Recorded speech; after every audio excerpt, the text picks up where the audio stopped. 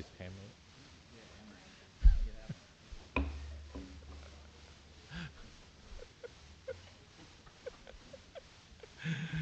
Okay. It's okay. Tu- tu- Tuesday, September 6, 2022. I call this regular meeting to order at. Okay, let me see. Hello, hello, hello, Hello. hello, Test.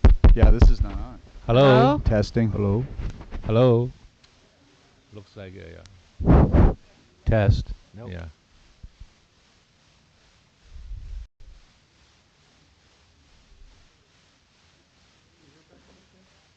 Hello, hello. Everybody can hear?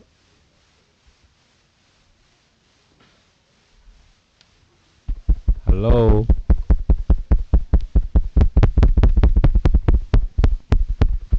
No. Testing. Testing, testing. But it looks like have some sound too. When But you're tapping, yeah, but I don't think yeah, when I'm tapping, it's here, right? Hello. Maybe backside is okay. Okay. No, you mean.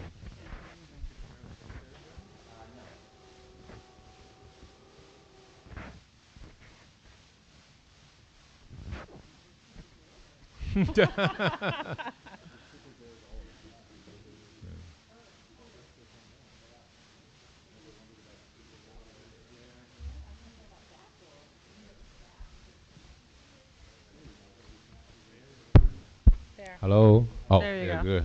Yeah. Thank you. Great.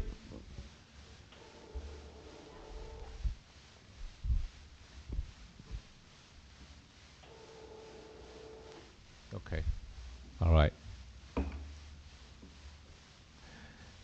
And Tuesday, September 6, 2022, I call this regular meeting to order at 6:33 p.m.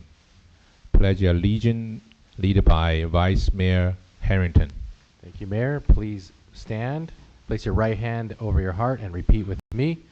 I pledge allegiance to the flag of the United States of America and to the republic for which it stands, one nation, under God, indivisible, with liberty and justice for all. Clerk, roll call, please. Mayor Ding, Here. Vice Mayor Harrington, Here. Councilmember Menchaca, Here. Councilmember Rivera, Here. Councilmember Wu. Here. Closing session report. Our city attorney will now give the closing session report from the special meeting held early tonight. Sure. The City Council met in closed session to discuss the item identified as conference with labor negotiator for the following employee organizations: the Police Officers Association, the San Gabriel Police Management Group, the San Gabriel Firefighters Association, the San Gabriel Fire Management Group, as well as all unrepresented employees. City Council received a report from agency negotiators Lazaretto and Macias. No reportable action took place. Mr. Mayor, that concludes the report. Thank you.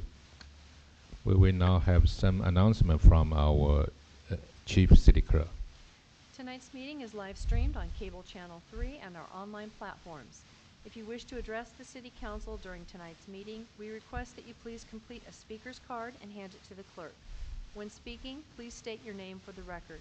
If you wish to be added to the distribution list to receive City Council agendas, please email your request to cityclerk@sgch.org. Approve agenda order. Are there any objection for the agenda? I hear none. The agenda order is approved. Next item. Presentation, Hispanic Heritage Month. Mayor Ding will make the presentation. Yes. Okay. This month, it's Hispanic Heritage Month. Hispanic Heritage Month is an official celebration of American citizens whose ancestry can be traced back by Spain, Mexican, Central or South African, and Caribbean. Recognition that start as a week-long celebration in 1968, and 20 years later expand to dedicate a month recognize the generation of the Hispanic American who has positive influence and enrich our society. And whereas the object of the Hispanic Heritage Month are to create a great awareness of the Hispanic contribution to American culture, to illustrate to diversity of the Hispanic community, and to the encourage a great curiosity within young people about the rich history and the cultural heritage of the Hispanic. And whereas Hispanic Heritage Month uplift cultural legacy that share value rooted in the rich tradition that harbor a deep commitment to family and the community, and enduring work ethical and preservation to succeed and the contribution to the society.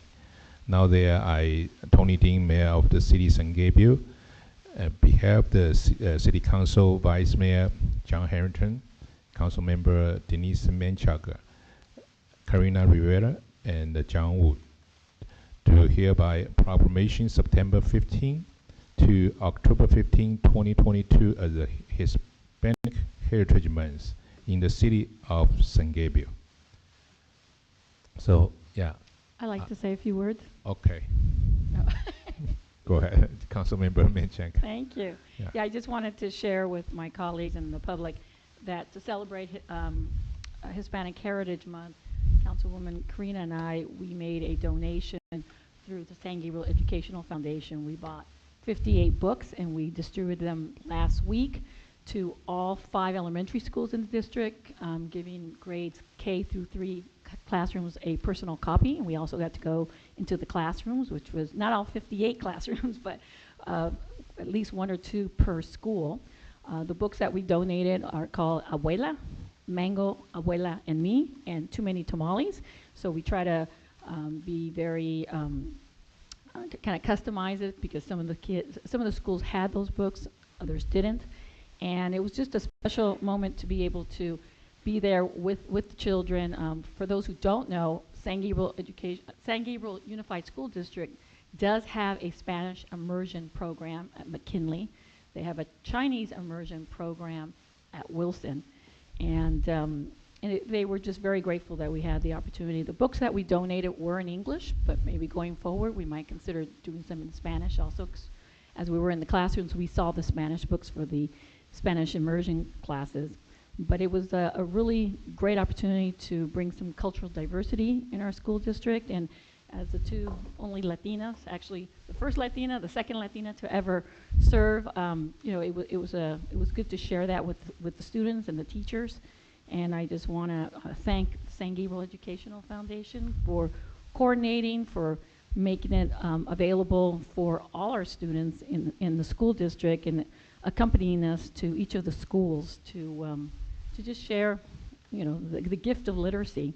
And so right now they do have kind of a program going on. If there are people who would like to donate for a variety of reasons, even if it's for Puppy Month or whatever the case may be, CEF is kind of has a promotion going on of sorts where, you know, they are just trying to find as many ways in different ways to bring literacy to their kids. And K through 3 was our selection, but obviously it's a K through 12 school district, so whatever you think kind of fits your desire, you know, they'll be willing to work with you.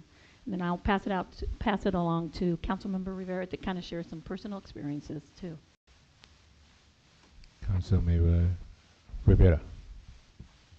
Well, like my colleague, Councilwoman Denise Menchaca said, we got to go to the classes and speak to some of the students who were super excited. I don't know to what extent they understood that we were the first two Latinas ever appointed to the San Gabriel City Council, but they were super excited. I got to speak to them in Spanish also, and the importance of one of the books talks about how important in the Hispanic heritage is do we have our grandmothers, and they were super excited to talk about their grandparents and their teachers that spoke Spanish and stuff. So it was a great experience, not only for the students, but also for us. I think it was very enriching and heartwarming. We were very welcomed by the kids, and they were very excited. So I think it was a great thing to do. Thank you. So can I call the Councilmember Menchaca, Councilmember Rivera, come on the stage? We all the rest of the council member give it to you a proclamation. Okay.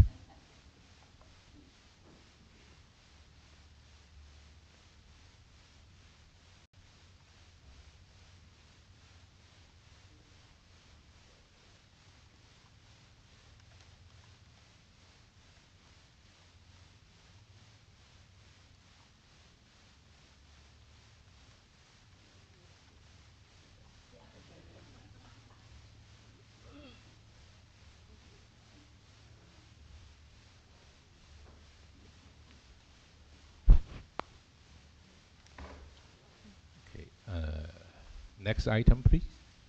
Public comment. This is the time set aside for members of the public to address the City Council on items of interest that are not on the agenda but are within the subject matter jurisdiction of the San Gabriel City Council. If you wish to address the council, please fill out a speaker's card and hand it to the clerk. And our first speaker this evening is Grace Yang.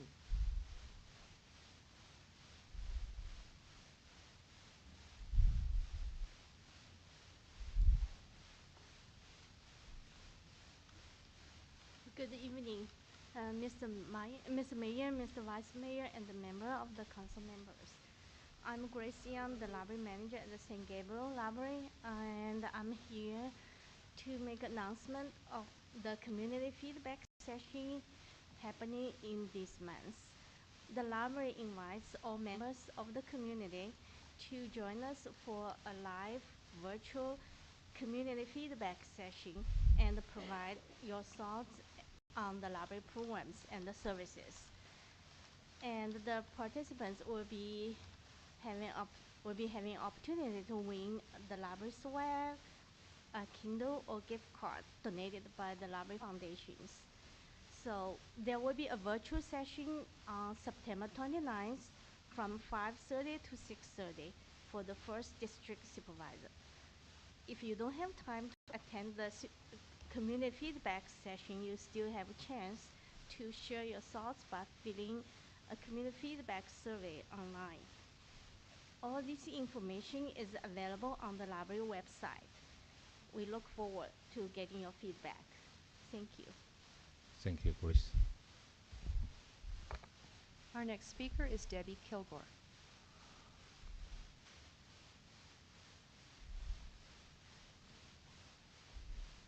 Hello, I'm here to address a problem I had with the San Gabriel Valley Humane Society. July is the month that licenses are renewed. So I have several dogs and I renewed the appropriate ones. And yet I do have a dog that's rabies certificate is, or rabies vaccination is not due till December, and yet they would not license my dog because I would not renew my dog's vaccination. I talked to my vet and he feels that vaccination should not be given early because they do get sarcoma, a cancer. I've had 3 cats that I've lost to vaccinations, rabies vaccinations over the years. So I now will have to pay a fee when I go to do my license renewal in December. Now, and if I have to, my vet would not do it early and I could go to the shelter and they would do it, but I don't feel that's appropriate. I think the licenses can be based on when they're due instead of every July. It might be easier for them, but it's not good for the health of the animals too. And they said that City Council was responsible for the rules of licensing and the times that are done. So I don't think I saw that in any of the paperwork I had pulled from on the city about that. And second of all, I felt that this just happened with the Heritage Award for the Hispanic. I would have felt that it'd be very nice one of our council members that have the Hispanic background read it. Thank you. Thank you. I have no additional speaker cards. Is there anyone wishing to address council? Next item, please.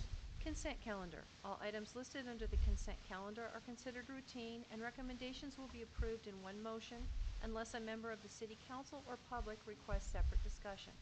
We have not received requests from the public to pull any items. Okay. Would there any council member like to pull any item for the separate discussion? If there are none, I'll move to approve. I'll second. Okay. The motion made by the council member Menchaca, second by council member Wu. Please vote.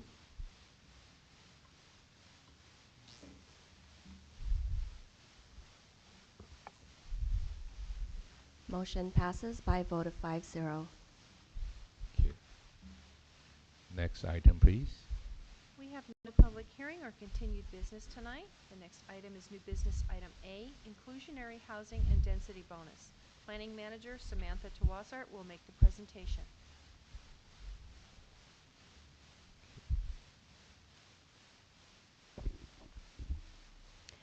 Yes, good evening, Mayor and members of the City Council. My name is Samantha Tawassart, Planning Manager with the Community Development Department.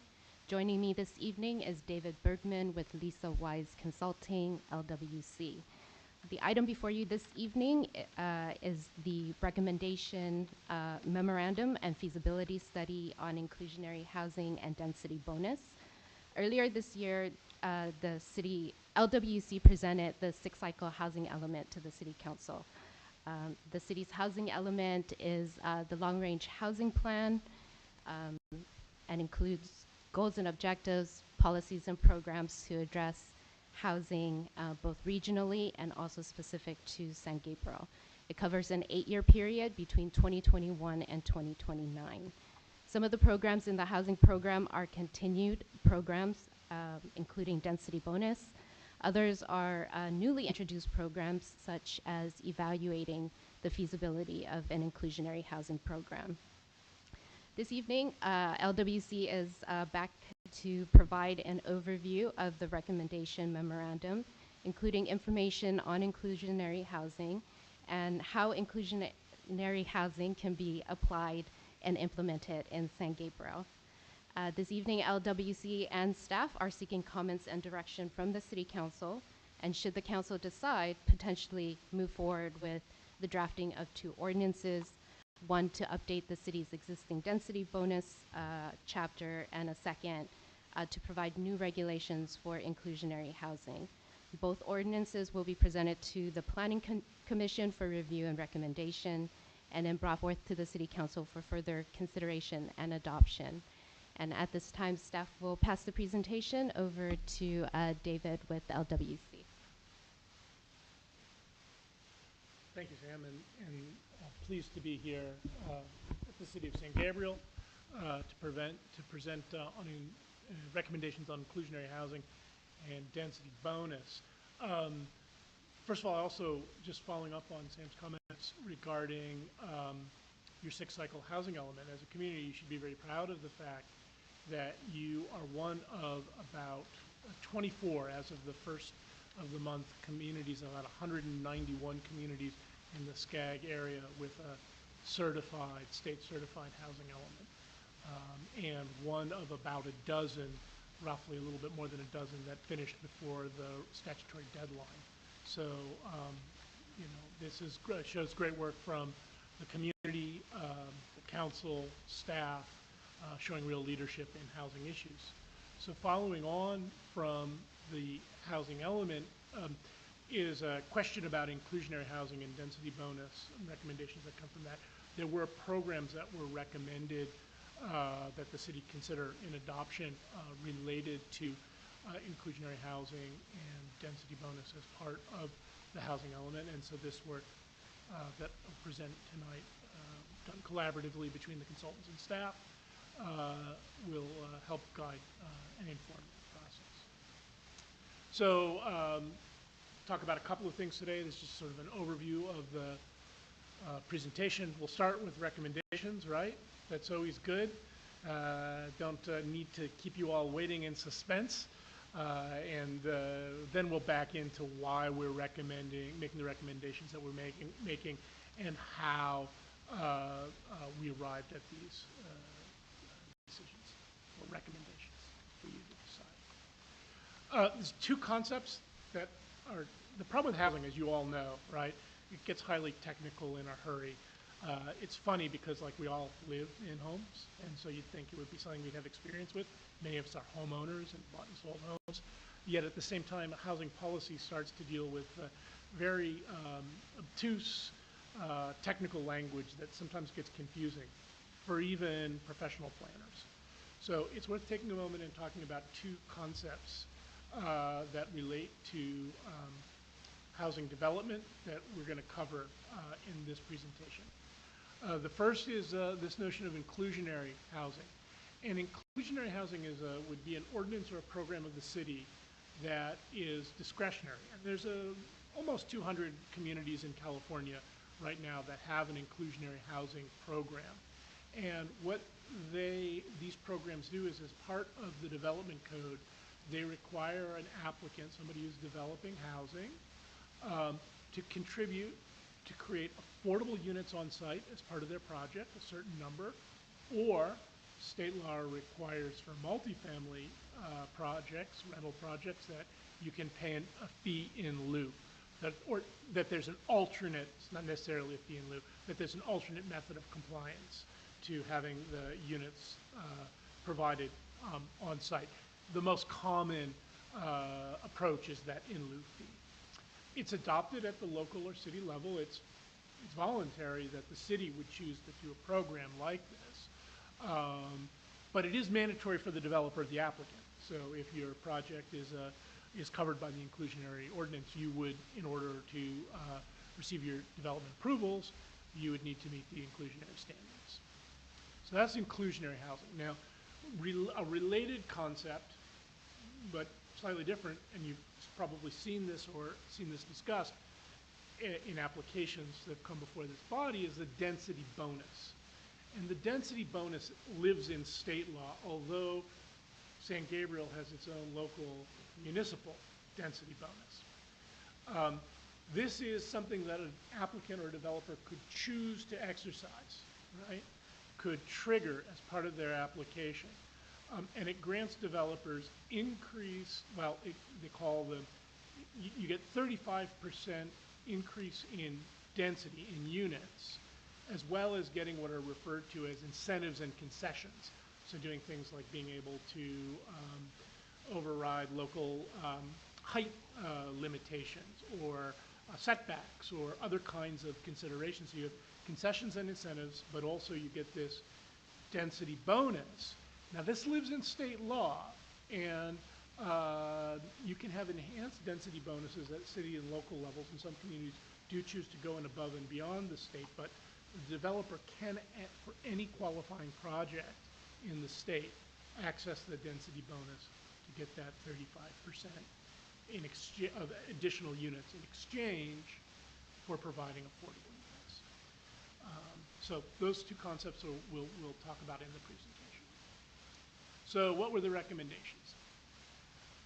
We looked at the market for housing here in San Gabriel, and this is very important to calibrate your inclusionary requirements to market demand. And what do I mean by this? If you put an inclusionary requirement that is too high or too stiff, it becomes a constraint or an impediment for investment in new housing, right? So if you require an excessive amount, and excessive is determined by what would be market feasible, an excessive amount of affordable units relative to reasonable return on investment for a developer or a project applicant, you will defer or deflect the creation of new units.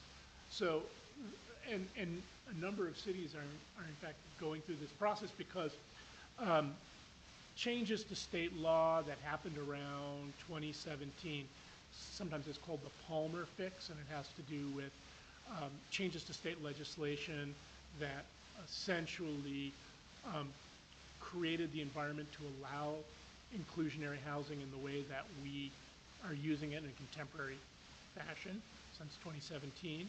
There were other workarounds that some communities had, but since 2017 it sort of has become open and available statewide. A lot of communities did something like they would say, well, we really want to encourage affordable housing, so we're going to set a really high standard. And what they found over time is that they set too high a number, it wasn't possible for projects to pencil out for developers. And in fact, one of your neighbors, Duarte, just went through the process where they realized that their inclusionary ordinance was in fact creating an impediment to investment and creation of housing because the number was too high. And other communities are considering that as well. So with that in mind, the recommendation of our analysis, that came from this analysis, is that the city of San Gabriel on for-sale residential development projects should not require more than 10% of the project to be made affordable for moderate income households. That's the standard. And then as you provide lower income categories, you can provide fewer units, but the standard at moderate income at 10%. Anything beyond that and projects become less likely to be feasible in given current development costs. The analysis also suggests that an inclusionary requirement should not be imposed on rental. So we're talking there about for sale, condominiums, townhouses, those kinds of projects, rather than on rental projects. And that's because right now, the rental rates in the city of San Gabriel don't quite justify, as it stands now, it's very difficult to do rental projects, particularly without the state density bonus. If you trigger the state density bonus, rental projects will pencil out. But of course, as in producing the state density bonus project, you're required to provide affordable units. So the same policy goal is met. You get affordable units in the process. So we would not recommend at this time that you include a rental, for rental units, an inclusionary requirement, but that this should also be periodically revised as market conditions change. Every couple of years, you might want to take a look at this. And that's starting to be best practices. Again, remember, it's really since the Palmer Fix in 2017 that we have the current system for inclusionary housing ordinances in California municipalities. The city does have a density bonus ordinance in its municipal code. It should probably be replaced with language that references state density bonus law and any future amendments, because if any of you have been following housing in Sacramento, we're getting new laws and changes on a regular basis. And instead of having to go back and make sure you're amending your municipal code every time something happens in Sacramento, you can just reference the state standard in your municipal code, and as that state standard fluctuates over time, you'll have a safe harbor in that way, and also you'll clear up any ambiguities where your municipal code might conflict with the state standards. So those are our primary recommendations, and I'll unpack how we got to those places. So we undertook a financial feasibility analysis, and this is done on the basis of a static pro forma model that looks at it from a developer's perspective. It's a static model that looks at costs and revenues, right? Take your development costs versus the revenues that you would have either from a notional sale or for the capitalized value of the income streams, the net cash flow, the free cash flow, which is the money you have after you pay your expenses from rent. If it is greater than or equal to an expected return, and there's certain thresholds for investment, project would be likely to be developed. And if it's less than that expensive return, it's less likely for a project to be developed. You'd consider it infeasible. Right? So we're trying to calibrate what that inclusionary requirement should be in order to make sure that projects are still feasible given current market conditions. So what are the measures that we used? One is for sale projects, a return on cost. So generally from a developer's standpoint, you want to see about a 12.5% return. You know, this is, some of this depends on your cost of money, right? Whether you own the land beforehand, whether you're financing it, whether it's all cash. That's kind of a standard number. Every individual applicant, every individual property owner will have a different hurdle rate. But for the purposes of an analysis of kind of an average one, about 12.5% is enough for somebody to say, this is worth the risk and putting capital forward to do the development. Yield on cost, which we use for rental development, is what the capitalized value of, or the cap rate of the rental, the cash flow that you have, the rent stream that will come from the project. And banks generally will lend on 1 percentage point over the cap rate. That's kind of a standard for conventional bank financing on apartment projects. So, and then the capitalization rate's determined by the market. There's a handful of factors that go into it. It varies by how much inventory is available in the market, what the current interest rates are, et cetera, et cetera. But for the purposes of this analysis, we use a cap rate that's current of about 5.15%. So what were the methods?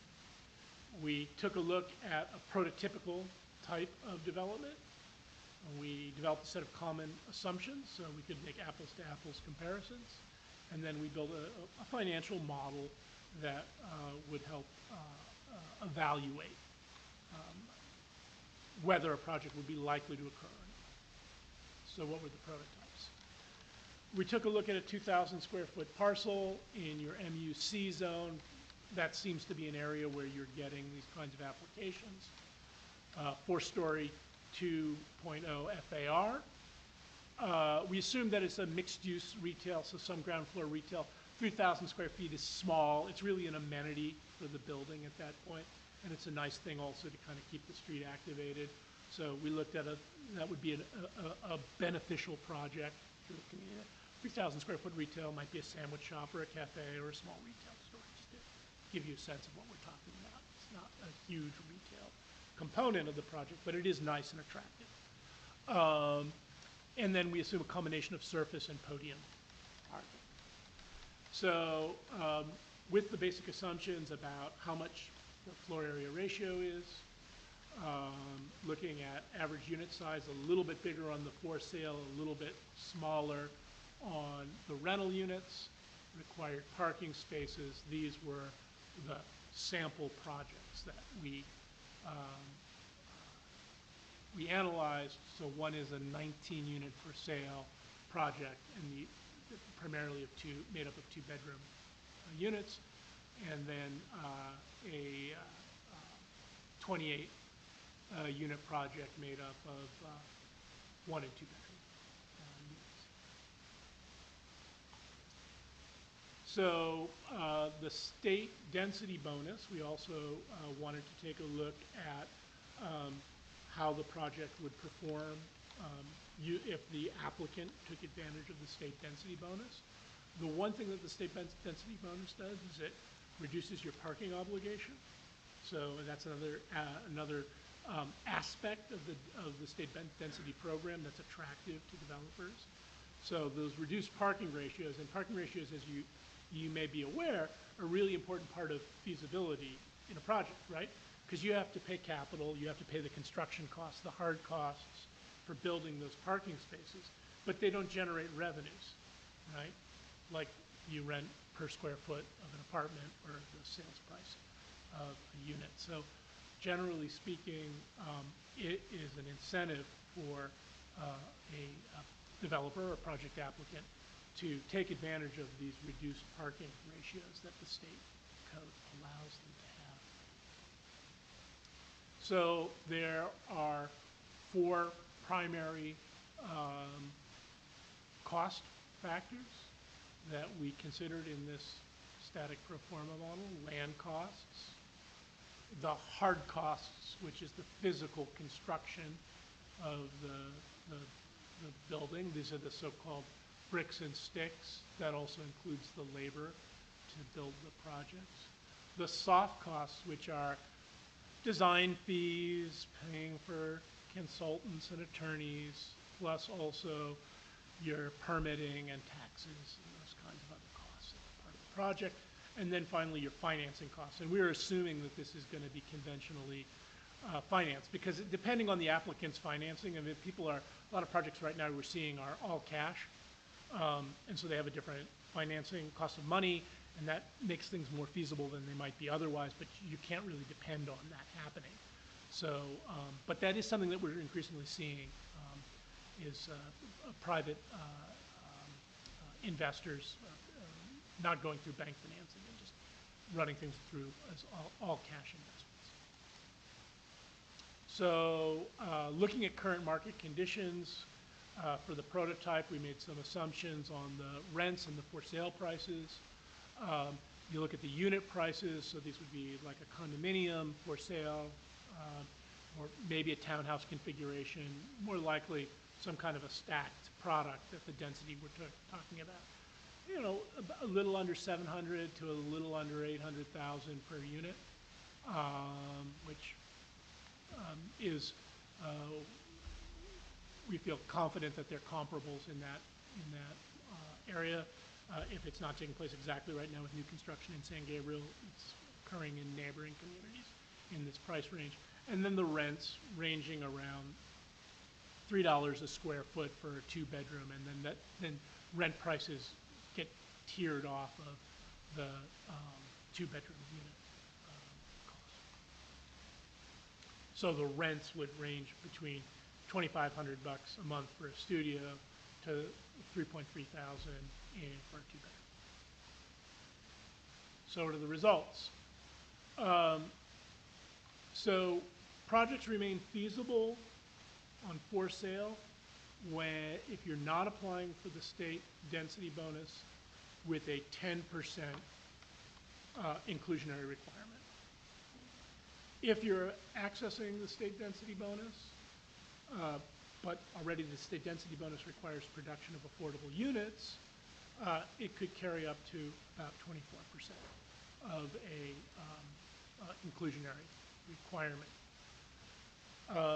The rental prototypes, right now, rents in San Gabriel and the surrounding communities, it's very difficult right now to do new construction given what rents are at, and the projects to be feasible. Again, it's possible. You can point to examples. They may have had a low cost basis on the land, maybe the cash financing, some of those other particular circumstances make it feasible. But right now, if you were looking at a conventional development, it would be much more difficult to do a rental project here in San Gabriel than a for sale project. So at this point, we would not recommend putting an inclusionary requirement on rental applications for projects for rent, simply because you're going to create a constraint or an impediment for the production of units. And here's in a little bit more detail. So here are the for sale prototype when you're using, not using the state density bonus. And again, the return on cost metric remains likely to be feasible with about a 10% below market rate requirement. Beyond that 10%, it starts to become less likely to develop. When you're using the state density bonus, you're getting that 35% increase in units. So you can see it's the difference between 19 all the way up to 23 units. And then you also have that reduction in parking per unit. So they become more feasible at that point. And which is probably my guess that you're going to be seeing applications accessing the state density bonus more frequently. We're finding in Southern California that once you start hitting that $3 a square foot rent threshold, that starts to be the time frame where the density bonus begins to make sense for rental projects. And again, for a rental product here without the state density bonus, 100% market rate, it's possible. The yield on cost is a little bit over 5%. With interest rates going up right now, maybe a little bit, just right on the cusp of being feasible right now. So it would have to be a developer who has some sort of favorable financing or cost basis to come forward with that. Using the state density bonus, which again already provides those affordable units as a result of accessing the state program, the projects become more likely because they get this density, they get the density plus the reduction in parking requirements, which lowers their capital costs.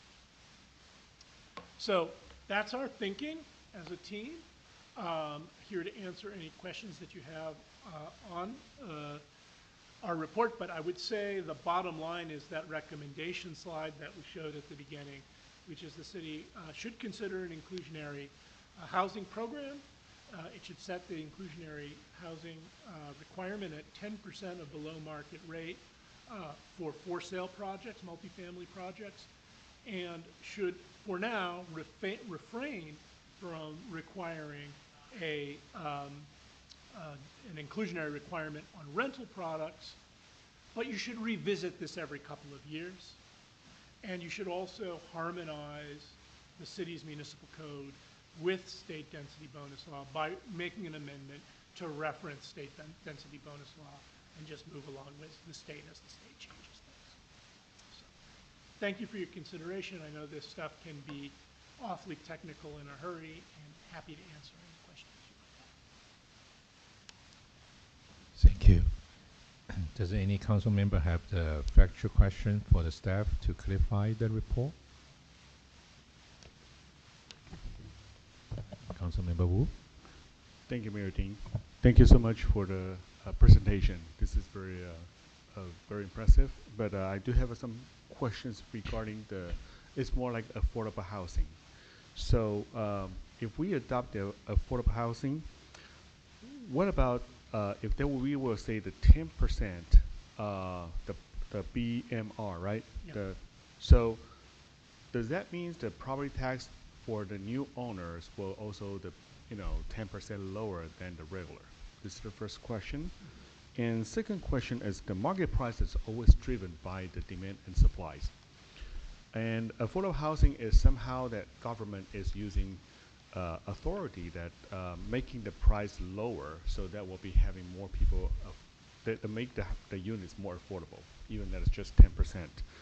So how we can guarantee the fairness for people who applies to make an offer on their purchase agreement, and who can decide it, and in the future if they want to resell it, and it's supposed to be like also below the market at a time, below the market price 10%, and get it sold. So is that something that restricted that the government will be able to force the seller at a time, the seller to follow? I think that's pretty much. Yeah, and so you're absolutely right. What ends up happening is there is a covenant recorded with the deed on the affordable units. It's usually a 30-year time period. And that covenant requires that the affordability level be maintained throughout that 30-year time period. The assessed valuation question is an excellent question, because remember, in California, by definition, the assessed valuation is the value of the building permit, right, for the project. Now, or the sales value if it's a new project. So the recorded covenant on future sales. So assume you have a new project, right, and it's levels a lot, and somebody builds a new project there. The capital value would be that initial assessed valuation. Then each subsequent sale would be the 1% assessment. You're right, for the units that are affordable and in a covenant, right, there would be a limit by which the resale value could not increase. So that does limit, that's one way that the assessed valuation. Now, in terms of how it gets managed, very often in big urban areas like Southern California, and you'll find there competing housing nonprofits here in the San Gabriel Valley that will compete with the property owner or developer, and if it's a rental, with the management company, to be the manager and hold those covenants over time to enforce. And they do it for a fee, right? They're nonprofits, but they're the ones then who take care of the questions about eligibility, right? And there's, again, all kinds of fair housing and state laws that they manage to ensure that residents who are qualified, income qualified, are not being discriminated against and having fair access to those affordable units.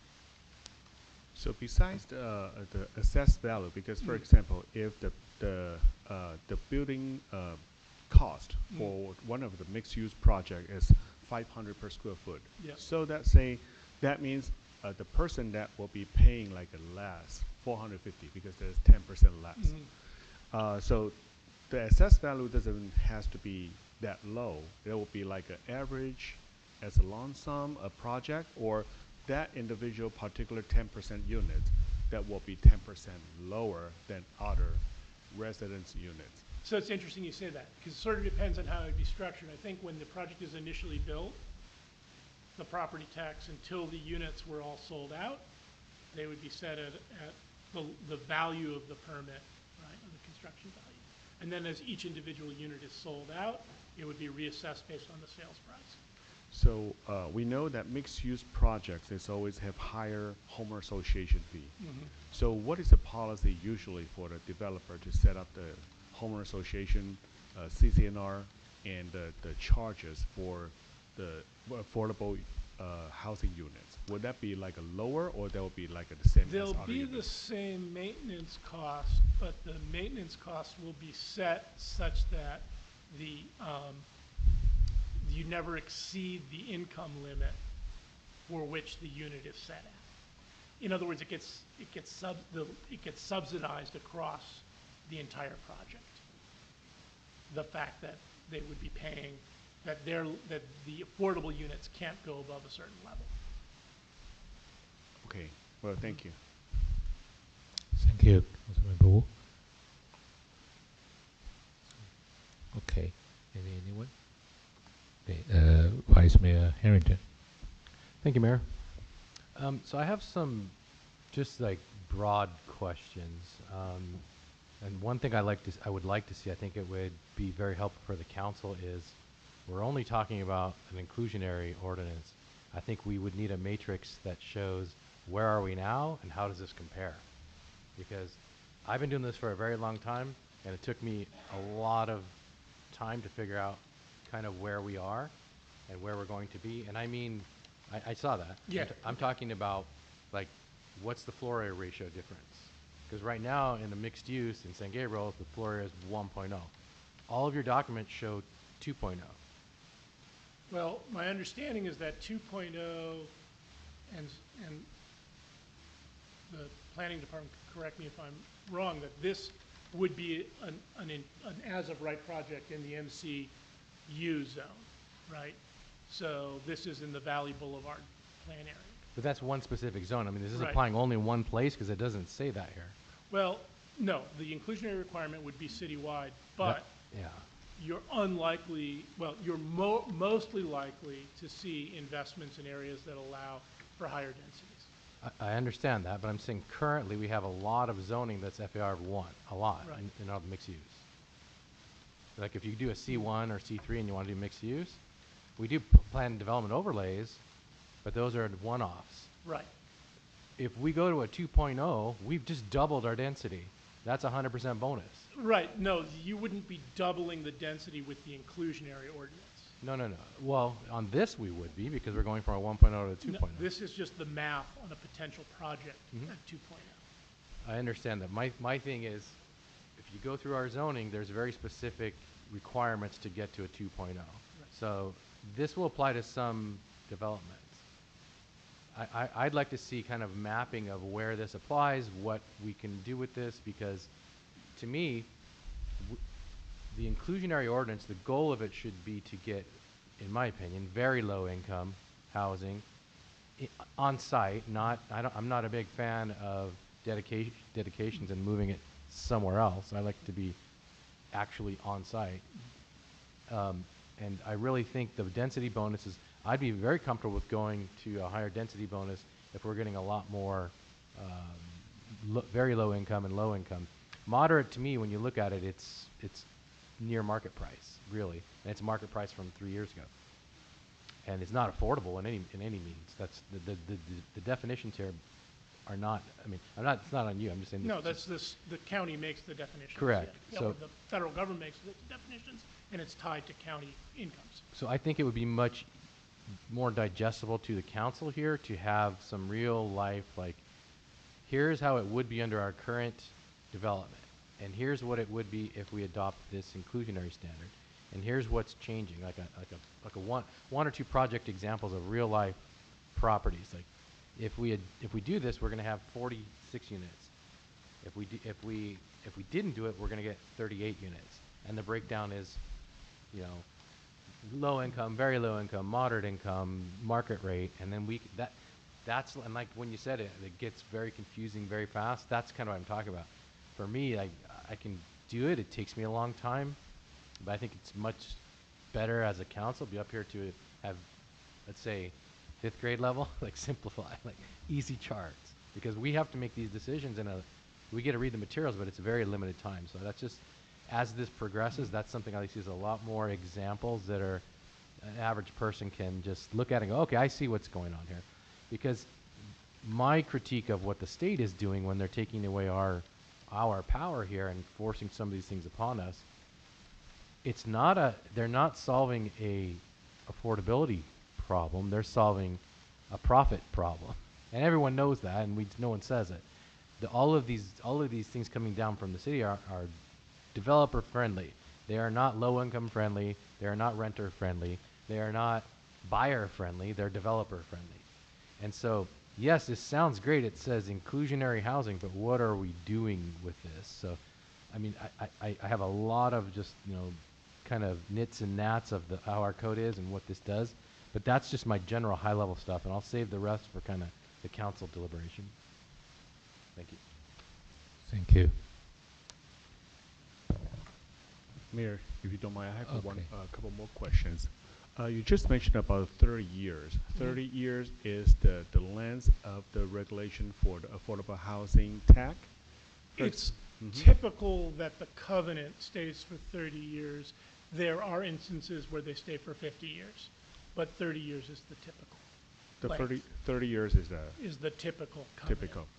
And so we are trying to adopt, if we are going to adopt the program, so is there something to do with the RHNA, which is a Regional Housing Needs Allocation? This will assist the city in meeting its below market rate targets in the housing element and RENA. So every year you submit to HCD an annual progress report, which shows how you've created market rate units and below market rate units. And there's an understanding that without some kind of incentive or subsidy, you can't create below market rate units. So this would help show and would help actually produce below market rate units, because projects are still feasible as long as you don't set the inclusionary requirement too high. So do you have any examples about which city has done this and successfully has good turnout, as you know, for developers and also for affordable housing buyer? Yeah, so nearby, probably the program that has seen the most use has been Pasadena's, right? They've had a good experience with their inclusionary program. And there's, again, the price points in parts of Pasadena are a little bit higher. You know, Pasadena's got a very diverse market within it, and with San Gabriel is a little bit more compact, and so there's not as much variation across the city as there is in Pasadena. But I think that would be a model to look at as having a successful inclusionary program that's been nearby. So the below market rates can be determined by our city. It's not like a mandate from the state. We can decide it's either below 10% or 8% or 15%. Is that correct? Yes, you can set the inclusionary requirement. Okay, great. Thank you.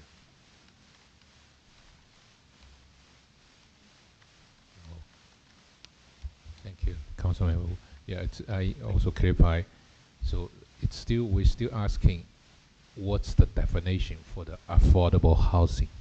Okay. That's so far I didn't have any specific answer yet. Okay. Mayor, I was going to also mention that it would be helpful, the chart that Vice Mayor Harrington mentioned, it would be helpful for all of us to know what that means. Yeah. Because I agree, moderate is not affordable. Yeah. And you have low income, then you have low income, and that hasn't been shared with us here in San Gabriel. What does that mean? So Yeah. I agree with both of you. Yeah, it's not, very low income is actually not even affordable, in my opinion. Most likely, but we don't know that because it Yeah. hasn't been, I'm outlined talking to from us. my Yeah, past yeah. experience of the numbers when they've shown them, like, I would say moderate in San Gabriel is around 650, 550, something. That's So moderate. let me just give you, so how this comes is it's based on something called area median income. So they look at LA County's median income for a family of 4. And that comes through from HUD and the federal government and census. And for right now, the median income for a family of 4 in LA County is $80,000. Okay? So that means half families make more than that, families of 4, half families make less than that. Family of 4, it's always calibrated to family size. Moderate income is defined as income up to 120% of that median. So that would be a family income of $96,000. That's moderate income, okay? That would translate to a rent of about $2,400 a month. Now we look at low income, and you're right, like on a national standard, like these are not low incomes. And a household of 4 making $80,000, or even here a low income household of 4, you can make up to 80%, right? So that income level is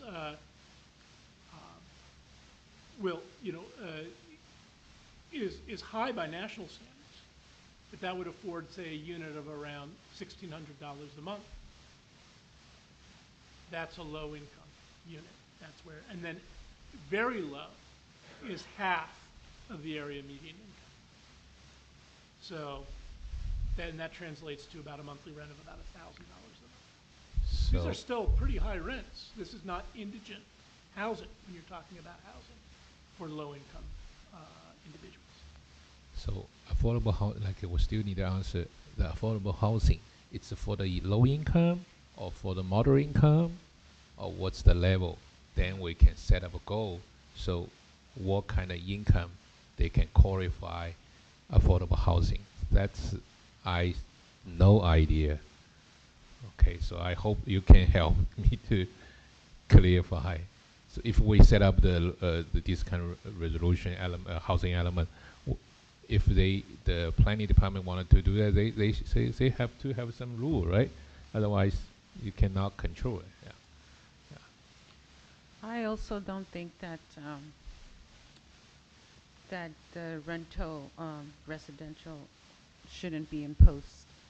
I think that it should be imposed at some, even if it's at a low level of some sort, maybe a 5%, or the 10%. Yeah, it's Because same we're thing. talking about affordable Yeah. housing again. Yeah. Yeah, same thing for the rental income, rental property. Yeah. The who can qualify. So we focus it's with federal level, the low income, or state level low income, or whatever. The like our high one, like a county, they have we purpose is for the just let the low income, their definition, the low income. I still need that. What's the definition for the low income? If just for the low income, the purpose for their affordable housing, or just moderate. That's I think we need to clarify too. Otherwise, I still don't understand who can affordable. For example, if they mix use one condo median, if for this example, for 46 the unit, so maybe average, just say the one bedroom unit. I think maybe in San Gabriel probably new condo median probably I just lower figure 800,000 per unit. So who we can let them to the low income can buy, and that's first question is really who we want to help. It's what kind of level. Second one, it's for them how much they can purchase if compared with the 800,000. So this is one unit. If you want an affordable unit, you just like, hey, your seller, the developer, you have to sell, for example, 500,000, for example. Okay, but you need a level, even low income level. If they still can, third question is they still can affordable, even you set up the 500,000, right? So usually how this is done is there's a scale. So we've modeled this at 120% of area median income or moderate. And generally you can replace, if you produce, you can produce fewer units that are for lower income classification, right? And more units at the higher, at the moderate income classification.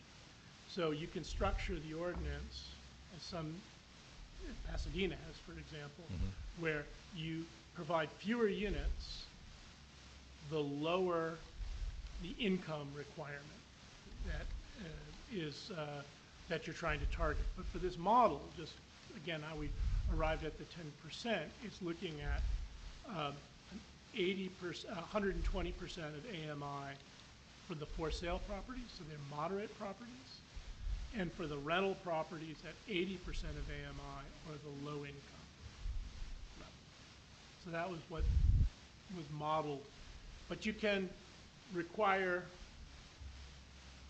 you can have a trade-off where you would allow fewer units for lower income classifications, or you could require, you could set the number such that it only, you weren't interested in producing moderate level units, only low income units, in which case the percentage would need to go down to remain feasible. okay, so if based on the say on page it's page number 13.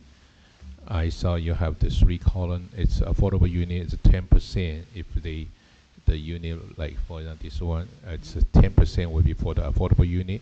For the low income bonus, they can add on the 20% unit to develop. That's the low income. Yes. But for the third one, you have the moderate income bonus. That's meaning additional 5% they can do that, or include this 20%. Included in 20%. Include 20%. But include 20%, you already say that for the low income bonus, if low income they want to apply to buy this additional 10%, the unit is just 10%. How can you still can have the 5% give the moderate income too? That's I think the conflict. There should be only one. Even you you only can choose one option, low income or moderate incomes. For my understanding, you have to like use talking about the mix together. Right, and again, there's usually a scale that you can have to trade them off, or your ordinance can require just low or very low, or low and very low. So our city can do the Correct. if we would want a multiple Correct. option. Okay, understand. Thank you. So I'm just going to reserve my comments after public comment. okay, all right.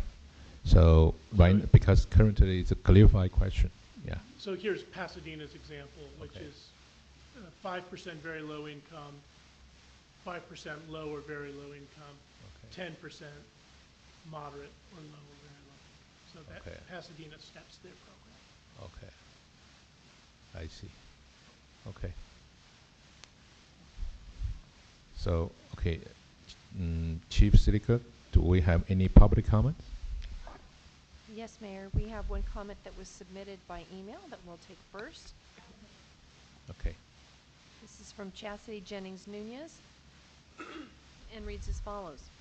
To the City Council members, despite decades of intervention from government and private organizations, the number of unhoused people in Los Angeles County has continued to rise.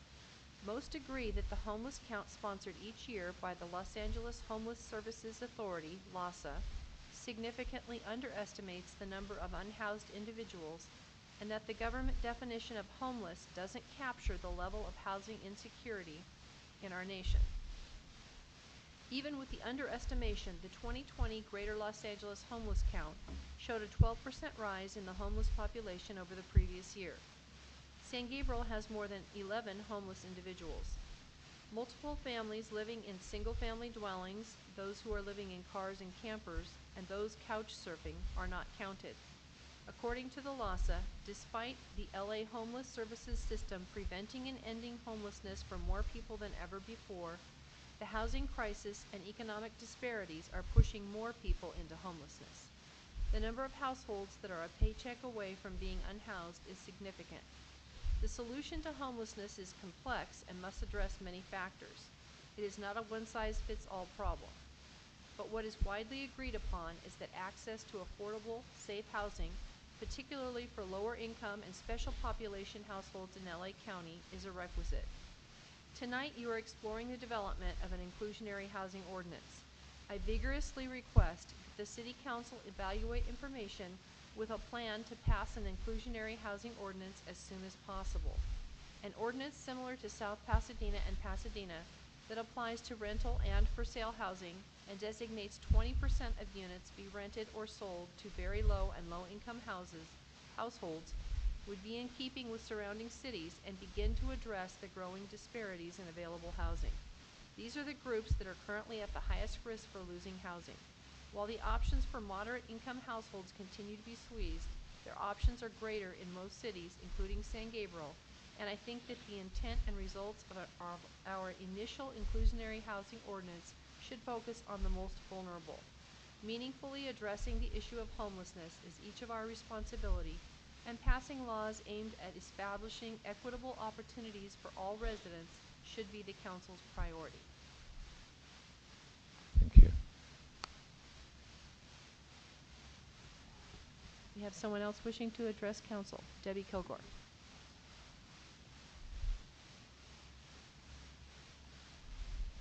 Hello again.